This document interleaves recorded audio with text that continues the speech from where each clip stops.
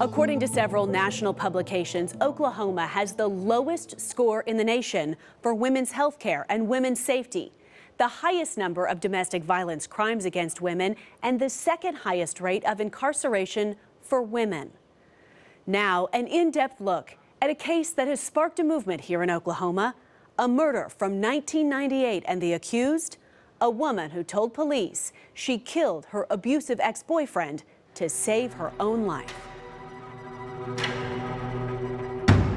But I don't understand what drives you to the point where, like you said, you want to strangle the living shit out of me. Well, if you're interested, I'll tell you. You do things that you know will piss me off. The whirlwind romance between Terry Carlton and April Wilkens began at an Acura dealership in Tulsa. Smart and beautiful, she had a master's degree and ran a family business. So you with me, you bust my balls, and you try to egg on the fight and aggravate me.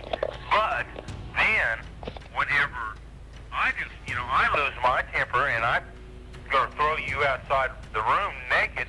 And choke me. Well, that's when you started resisting, but this one any better than the other? He was the wealthy son of a dealership franchise millionaire. They met in the fall of 1995. They were engaged by Christmas. I don't remember hearing, April, I raped you. I know that must have really upset you, and I'm sorry. Or, April, I know that I, slammed you against the ground, and I know that must have been really traumatic for you, and I'm sorry. I've said those things. You just want to hear them over and over again. A phone call between lovers, recorded in the months after she called off the wedding, as the violence spiraled out of control.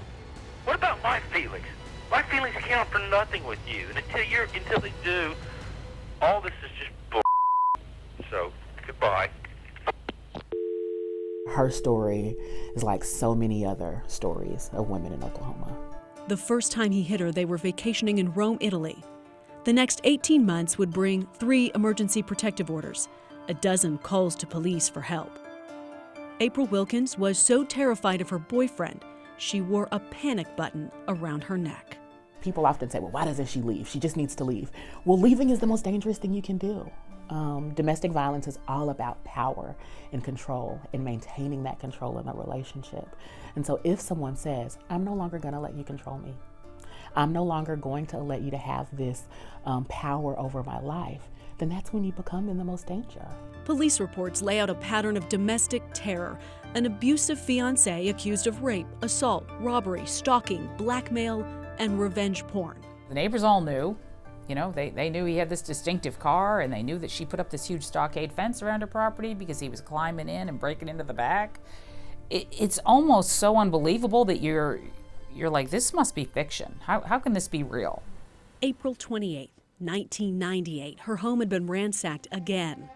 Too afraid to fall asleep, April Wilkens went to her ex-boyfriend's home in the middle of the night to beg for a clean break. She wanted out for good. We're in the detective division interview room. This is never-before-seen footage of the Tulsa police interrogation. He trapped me upstairs. Then he raped me, beat me, pounded me on the head, told me he was going to kill me, cracked my neck. Where did this occur at? Inside the house? At what location? In his bed. Okay, in his bedroom then. She told detectives Terry Carlton raped her at gunpoint, put her in handcuffs, and while he was shooting up drugs, she stole his gun to protect herself. Because he had it there ready for me after he had raped me. His intention, so he said, was to kill me. I took the gun out of the nightstand and I put it in my back pocket, back here. And I really, when I took it, my intentions were not to shoot him.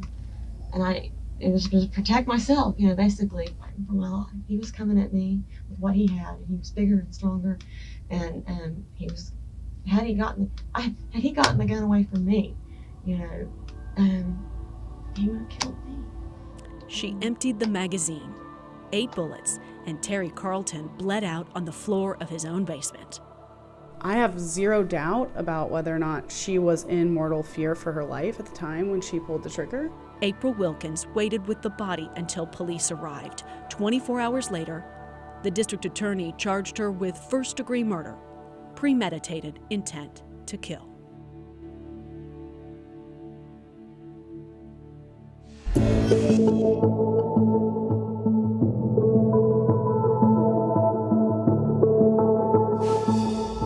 He has a history of coming to my house and barging in the back door, which my house is ransacked right now. Tulsa police refused April Wilkens a rape exam until after her police interrogation.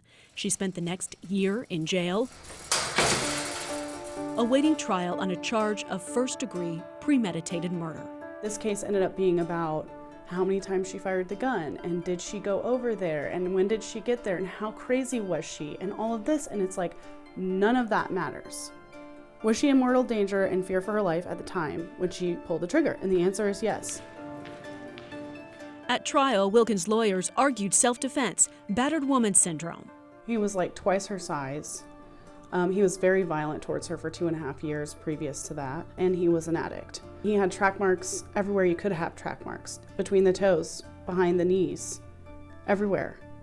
The medical examiner testified to that. He was on heroin and meth at the time. The prosecution painted another picture, a mutually combative couple, romantic rage fueled by drugs and mental illness. I think the jury really had a pretty good view as to what had taken place. April Wilkens testified on her own behalf, but the jury didn't buy it. They recommended life in prison. April Wilkens got a full-throated defense.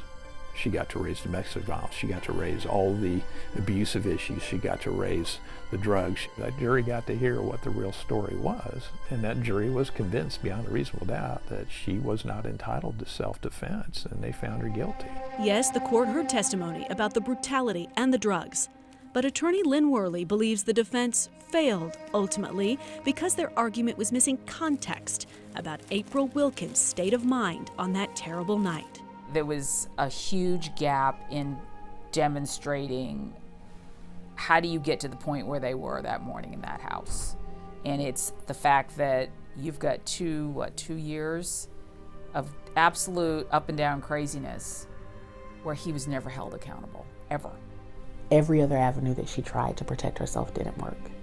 2 years of sexual violence, protective order violations, burglary, battery, and the son of a wealthy, influential Tulsa businessman only spent 1 night in jail.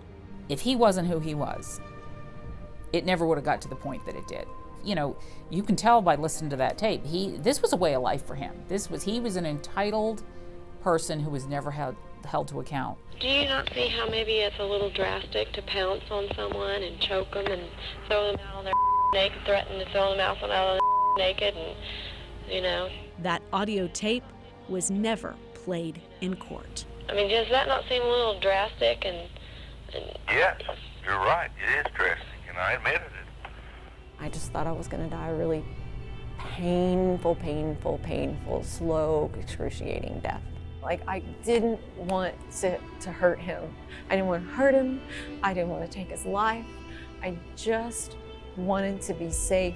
April Wilkens has served a quarter century behind bars, 26 years, for pulling the trigger to save her life. Isaiah is one of my favorites. She is a born-again Christian, runs a prison ministry and an exercise program for incarcerated women at Mabel Bassett. At the end of the day, it's just a regret that I have that it ever got to that. You know, if the system was better at protecting us, you know, it wouldn't get that far. Not halfway. All right. April Wilkens is surrounded by women just like her, who made horrible mistakes while they were ensnared by drugs, manipulated by abusers, desperate for help that never came. It's scary. You know, it's really frightening. There was a point where I didn't care anymore, because when he would threaten my life, I got to the point that I just didn't care. Like, it was preferable to be dead than it was to live with him. 66% of incarcerated women in Oklahoma experienced domestic violence in the year leading up to their criminal charges. Some, like April Wilkens, are serving a life sentence for fighting back. Allie Meyer, Oklahoma's News 4.